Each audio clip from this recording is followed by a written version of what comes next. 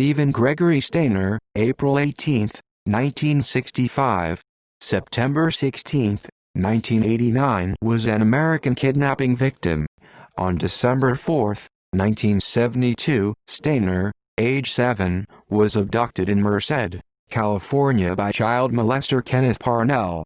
He was held by his abductor 200 miles away in Mendocino County, California until he was 14, when he managed to escape with another of Parnell's victims, Timothy White.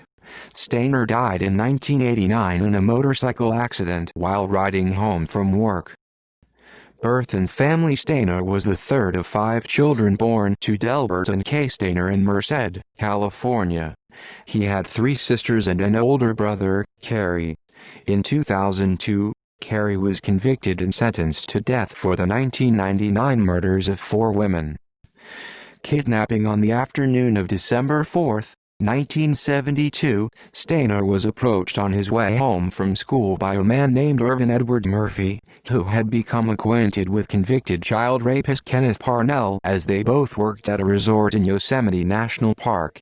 Murphy, described by those who knew him as a trusting, naive, and simple-minded man, had been enlisted by Parnell, who had passed himself off to Murphy as an aspiring minister into helping him abduct a young boy so that Parnell could raise him in a religious-type deal. As Murphy later stated, acting on instructions from Parnell, Murphy passed out gospel tracts to boys walking home from school that day and, after spotting Stayner, claimed to be a church representative seeking donations. Stayner later claimed that Murphy asked him if his mother would be willing to donate any items to the church. When the boy replied that she would, Murphy then asked Stayner where he lived and if he would be willing to take Murphy to his home. After Stayner agreed, a white Buick driven by Parnell pulled up, and Stayner willingly climbed into the car with Murphy. Parnell then drove a confused Stayner to his cabin in nearby Cathy's Valley instead. Unbeknownst to Stayner, Parnell's cabin was located only several hundred feet from his maternal grandfather's residence. Parnell molested Stayner the first night at the cabin. Parnell began raping Stayner 13 days later, on December 17, 1972. After telling Parnell that he wanted to go home many times during that first week, Parnell told Stayner that he had been granted legal custody of the boy because his parents could not afford so many children and that they did not want him anymore. Parnell began calling the boy Dennis Gregory Parnell, retaining Stayner's real middle name and his real birth date when enrolling him in various schools over the next several years. Parnell passed himself off as Stayner's father, and the two moved frequently around California, living in locations including Santa Rosa and Campeche. Parnell allowed Stayner to begin drinking at a young age and to come and go virtually as he pleased. Parnell had also bounced from one menial job to another, some of his work requiring travel and leaving Stayner unguarded, causing an adult Stayner to remark he could have easily used these absences as opportunities to flee, but was unaware how to summon help. One of the few positive aspects of Stayner's life with Parnell was the dog he had received as a gift from him, a Manchester Terrier that he named Queenie. This dog had been given to Parnell by his mother, who was not aware of Stayner's existence during the period when he was living with Parnell. For a period of 18 months, a woman named Barbara Mathias lived with Parnell and Stayner. According to Stayner, Mathias, along with Parnell, raped him on 9 separate occasions at the age of 9. In 1975, on Parnell's instruction, Mathias tried to lure another young boy, who was in the Santa Rosa Boys Club with Stayner, into Parnell's car. The attempt was unsuccessful. Mathias later claimed to have been completely unaware that Dennis had, in fact, been kidnapped. Escape. As Stayner entered puberty, Parnell began to look for a younger child to kidnap. Parnell had used Stayner to attempt to kidnap children on prior occasions. However, all the kidnapping attempts were unsuccessful. This caused Parnell to believe Stayner lacked the means to be an accomplice. Stayner later revealed he intentionally sabotaged these failed kidnappings. On February 14, 1980, Parnell and a teenage friend of Stayner's named Randall Shonthorman kidnapped 5-year-old Timothy White in Ukiah, Motivated in part by the young boy's distress, Stayner decided to return the boy to his parents. On March 1, 1980, while Parnell was away at his night security job, Stayner left with White and hitchhiked into Ukiah. Unable to locate White's home address, he decided to have White walk into the police station to ask for help. Without him, police officers spotted and detained both of them. Stayner immediately identified White and then revealed his own true identity and story. By daybreak on March 2, 1980, Parnell had been arrested on suspicion of abducting both boys. When the police checked into his background, they found a previous sodomy conviction from 1951. Both children were reunited with their families that day. In 1981, Parnell was tried and convicted of kidnapping White and Stayner in two separate trials. He was sentenced to 7 years but was paroled after serving 5. Parnell was not charged with the numerous sexual assaults on Stayner and other boys because most of them occurred outside the jurisdiction of the Merced County prosecutor or were by then outside the statute of limitations.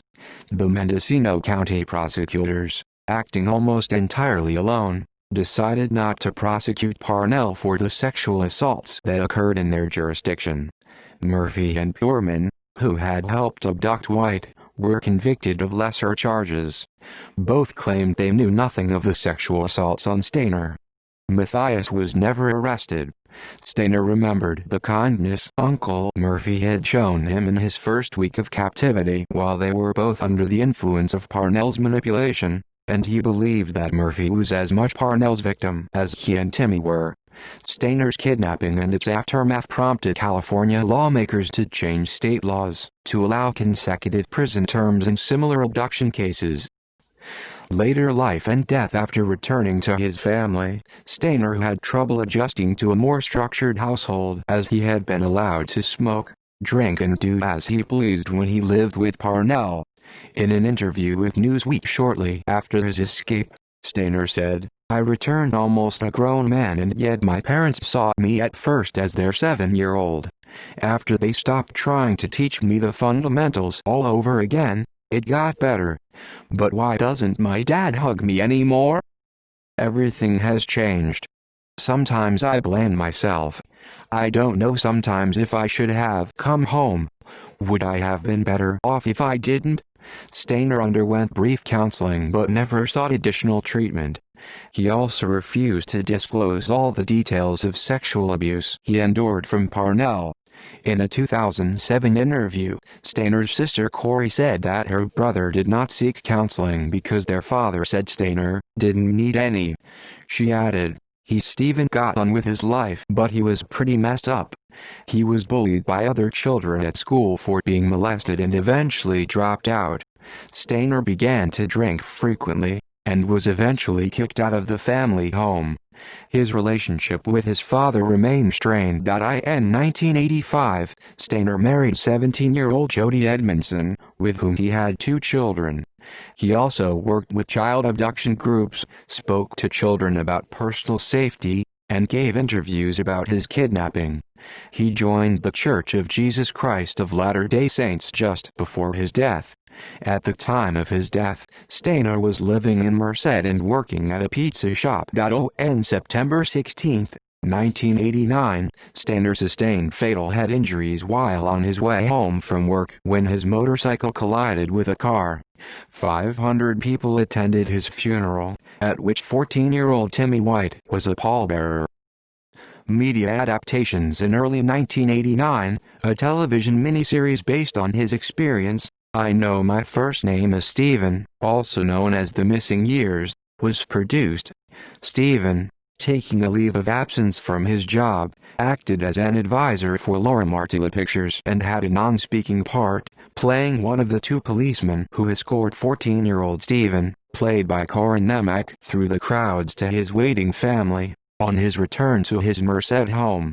Although pleased with the dramatization, Stayner did complain that it depicted him as a somewhat obnoxious, rude person, especially toward his parents, something he refuted while publicizing the miniseries in the spring of 1989. The two-part miniseries was first broadcast by NBC on May 22, 1989.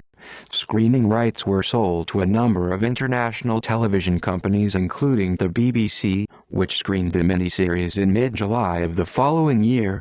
Later still, it was released as a feature-length movie. The production was based on a manuscript by Mike Eccles, who had researched the story and interviewed Stayner and Parnell, among others. After the premiere of I Know My First Name Is Steven, which received 4 Emmy Award nominations, including one for Nemec, Eccles published his book, I Know My First Name Is Steven, in 1991. In the epilogue to his book, Eccles describes how he infiltrated NAMBLA. In 1999, against the wishes of the Stayner family, Eccles wrote an additional chapter about Steven's older brother Cary at the request of his publisher, which then republished the book. The title of the film and book are taken from the first paragraph of Steven's written police statement, given during the early hours of March 2, 1980 in Ukiah. It reads, "Note the incorrect spelling of his family name. My name is Steven Stayner Sick. I am 14 years of age. I don't know my true birth date, but I use April 18, 1965. I know my first name is Steven. I'm pretty sure my last is Stayner Sick, and if I have a middle name, I don't know it." Steven's story was also included in the book Against Their Will by Nigel Cawthorne, a compilation of stories of kidnappings. Aftermath. 10 years after Stayner's death, the city of Merced asked its residents to propose names for city parks honoring Merced's notable citizens. Stayner's parents proposed that one be named Stayner Park.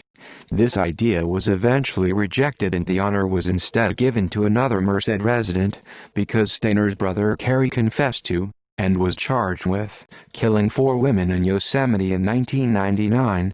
Merced city officials feared that the name, Stayner Park, would be associated with Cary rather than Steven. In 2004, Parnell, then 72 years old, was convicted of trying the previous year to persuade his nurse to procure for him a young boy for $500. The nurse, aware of Parnell's past, reported this to local police. Timmy White, then a grown man, was subpoenaed to testify in Parnell's criminal trial. Although Stayner was dead, his testimony at Parnell's earlier trial was read to jurors as evidence in Parnell's 2004 trial.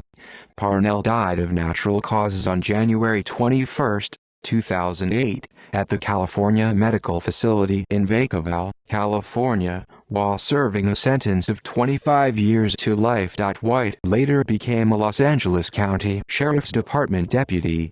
He died on April 1, 2010, at age 35 from pulmonary embolism. White was survived by his wife, Dina, and 2 young children, as well as by his mother, father, stepfather and sister.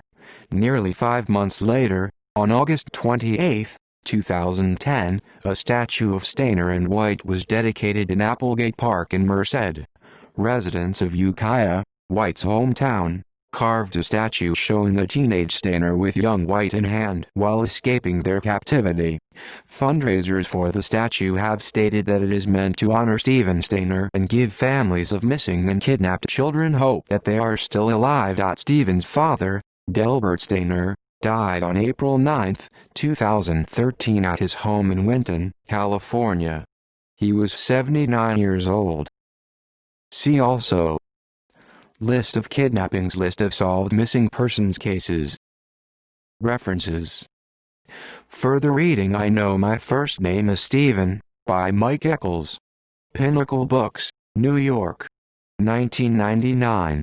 ISBN 0-7860-1104-1. From Victim to Hero: The Untold Story of Steven Stayner, by Jim Laughter, assisted by Sharon Carr Griffin. Bowie Up Press, Denton, Texas, 2010. ISBN 978-0-937-660-867. External links: I Know My First Name Is Steven on IMDb. Steven Stayner at Find a Grave.